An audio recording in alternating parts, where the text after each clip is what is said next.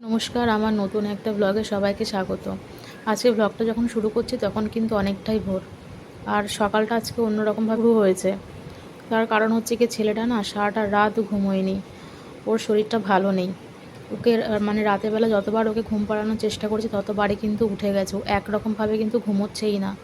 খুব কান্নাকাটি করছিল। আর যেহেতু ও ঘুমোয়নি, তার ফলে কিন্তু আমরা কেউ কিন্তু ঘুমোতে পারিনি।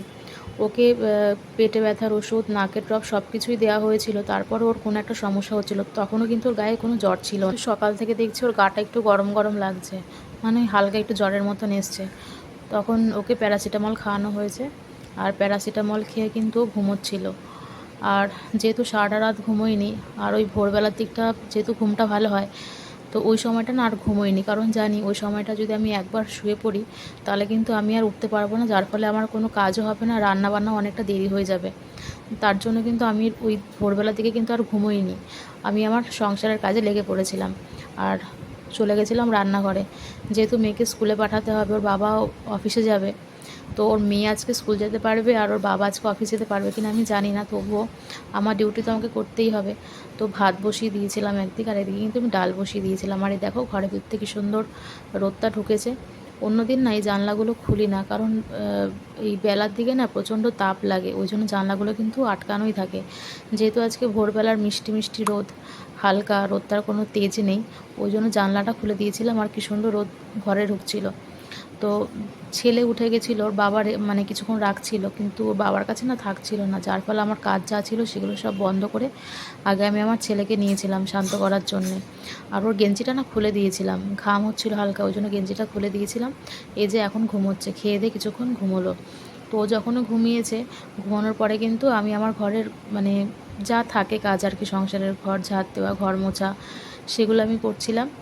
তো পাশের ঘরে মেয়ে ঘুমোচ্ছে, ওর বাবা ঘুমোচ্ছে, আর আমার ছেলেও, ওরা তিনজনেই কিন্তু ঘুমোচ্ছে। কিন্তু আমার কিন্তু চোখে কোনো ঘুম নেই, কারণ আমার মাথায় একটা চিন্তা, আমাকে কাজ শেষ করতে হবে। আর রান্না করাটা না বিশাল একটা ঝামেলা, কি খাবে কি করব, মানে এই সব নানানটা চিন্তা। তো যাই হোক, চলে গেছিলাম রান্নাঘরে। এই দেখো পেঁপেটা না প্রচণ্ড কষ, যার ফলে যতবারে আমি কাটতে যাচ্ছিলাম পেঁপেটা না শুধু পিছলে যাচ্ছিল। আজকে পেঁপে দিয়ে ডাল করবো ভেবেছি, আর টমেটো চাটনি করবো ভেবেছিলাম। মানে যতটা আর কি শর্টকাটে করা যায়, কারণ ছেলেটাকে তো ধরতে হবে, তাই না? বাচ্চা আগে, তারপর রান্নাবান্না। তো এই আর কি ব্যাপার।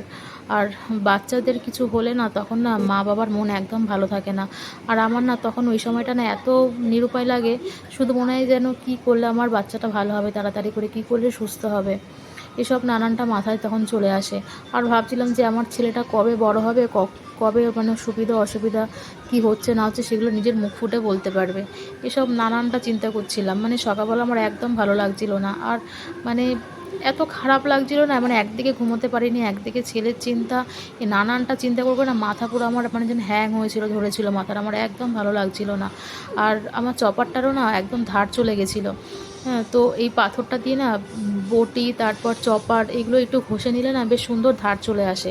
আর যেহেতু আমার চপারটার ধার ছিল না, টমেটো কাটতে গিয়ে আমার হাতও কিছুটা কেটে গেছে। তো চপারটার ধার দেওয়া নেওয়ার পরে দেখো কী সুন্দর টমেটোগুলো কেটে যাচ্ছে, বেশ ভালোই ধার হয়ে গেছিলো। তো একদিকে আমার ভাত হয়ে গেছে, আর একদিকে আমি চাটনিটা বসাবো, যেহেতু একটা ওভেন খালি ছিল। তো আমি চাটনিটা বসিয়ে দিয়েছিলাম, আর আমি কিন্তু মৌরি ফোড়ন দিয়েছিলাম টমেটোর চাটনিতে। পাঁচফোড়নও দেওয়া যায়, আমি মৌরি ফোড়ন দিয়েছিলাম আজকে। তো তেলটা গরম হওয়ার পরে মৌরিটা দিলাম, তারপর যখন গরম হয়ে গেল তারপরে কিন্তু আমি টমেটোগুলো দিয়ে দিয়েছিলাম। আর টমেটোতে কিন্তু জল দেওয়ার কোনো প্রয়োজন হয় না, কারণ টমেটো গ্যাসটা একটু কমিয়ে রেখে এটা যদি ঢেকে দেওয়া হয় তাহলে কিন্তু টমেটো থেকে কিন্তু অনেকটাই কিন্তু জল বেরোয়, যার ফলে টমেটোগুলো কিন্তু অনেকটাই সেদ্ধ হয়ে যায়, আলাদা করে আর জল দিতে হয় না। আর ওর বাবা কাঁকরোল নিয়ে এসেছিলো বাজার থেকে। তো আমি আমার ঠাকুমা মাকে না দেখতাম যে করলাটা কাটার আগে না এভাবে একটুখানি যে কাটা কাটা যে মানে ধারগুলো যেগুলো থাকে সেগুলো একটুখানি বটিতে ঘষে নেয়। তো আমি না বটি দিয়ে কাটি না, আমি চপার দিয়েই কাটি, কারণ বটিতে আমার প্রচণ্ড হাত কেটে যেত বলে আমি চপার দিয়েই কাটি।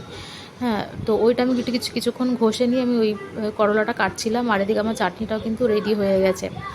আর ডালটাও সেদ্ধ হয়ে গেছিলো, ডালের মধ্যে আমি পেঁপে দিয়ে দিয়েছিলাম, ডালটাও সেদ্ধ হয়ে গেছে। আর যেহেতু আমি ছেলেকে খিচুড়ি খাওয়াই, তাই কিছুটা পেঁপে সিদ্ধ আমি ছেলের জন্য আলাদা করে তুলে রেখে দিয়েছিলাম।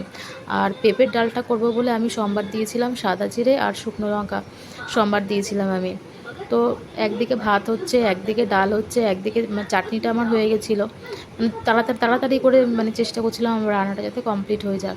ওইদিকে আমার ডালও ফুটে গেছে, আমার ডাল হয়ে গেছে। আর আলুটা আমি সেদ্ধ করে রেখেছিলাম আলুটা মাখবো বলে। তো আলুটা আজকে আমি করব পেঁয়াজ দিয়ে টমেটো দিয়ে, একটু অন্যরকমভাবে আজকে আমি আলু সেদ্ধটা করব। আর ছেলে উঠে গেছিলো তো খিদেও পেয়েছিল, ওই জন্য ওর খাবারটা আমি ভিজিয়ে রেখে দিয়েছিলাম, চিড়ে কলা খেজুর। আর ওর বাবা বলে একটু চা করতে, একদিকে চা বসিয়ে দিয়েছি, চা হয়ে গেছে। আর এই যে টমেটো আলু যেটা করব বলেছিলাম, পেঁয়াজটা ভাজা হয়ে গেছে আর তার সঙ্গে টমেটোটাও দিয়ে দিয়েছিলাম। দুটো আমি একটুখানি সাঁতলে নিয়ে তার মধ্যে যে আলুগুলো ছিল সেদ্ধ সেগুলো আমি দিয়ে নিয়েছিলাম। আর এই যে একটু নাড়াচাড়া করলেই কিন্তু তৈরি হয়ে যাবে আলু টমেটো মাখা। জানি এই আলু সেদ্ধটা অনেকেই তোমরা জানো, তো যারা জানো না তারা যদি এভাবে একবার করে খাও দেখবে খুব ভালো লাগবে খেতে। তো আজকে আমার রান্না হচ্ছে, ছেলের খাবারটা বসাবো বলে রেডি করছিলাম। ভিডিওটা কেমন লাগলো তোমরা কিন্তু অবশ্যই কমেন্ট করে জানিও, আর লাইক কমেন্ট শেয়ার করো। সবাই ভালো থেকো।